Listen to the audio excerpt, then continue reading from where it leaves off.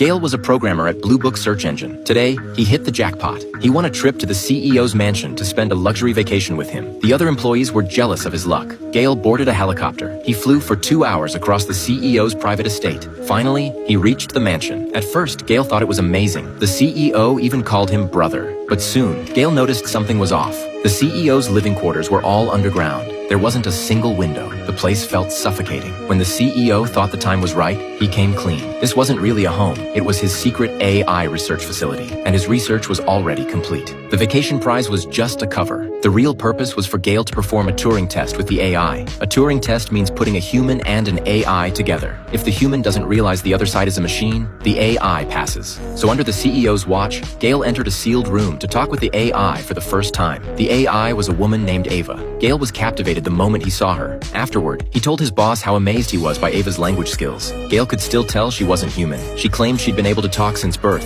but real people have to learn language over time. Gale couldn't stop thinking about Ava, and he couldn't sleep. He tried turning on the TV, but instead of channels, it showed surveillance from Ava's room. Just as he leaned in to watch, the power suddenly went out. The doors locked, trapping him inside. Thankfully, the power came back quickly. The CEO explained that the lock system was designed for security. If the power failed, all doors would automatically shut. But lately, the outages had been happening randomly. He guessed it was a construction flaw, and the place was too secretive to call in outside help. The next day, the CEO arranged a second session with Ava. The first test had been to see Gale's feelings toward her. This time, it was to measure Ava's feelings toward him. At first, the talk seemed normal. Ava showed him a picture she had drawn. Gale encouraged her to try sketching something more specific, to see what she would choose. But Ava suddenly broke out of the routine. She asked, "Do you want to be my friend? If you do, then tell me about yourself. I want to know who you are." She even added, "I'm curious what you'll say." Gale stayed cautious, only sharing a little. Then Ava started pressing him with questions. Did he have a girlfriend? What did he think of her? The barrage left Gale completely flustered. His answers became incoherent. Suddenly, the power went out again. In the dark,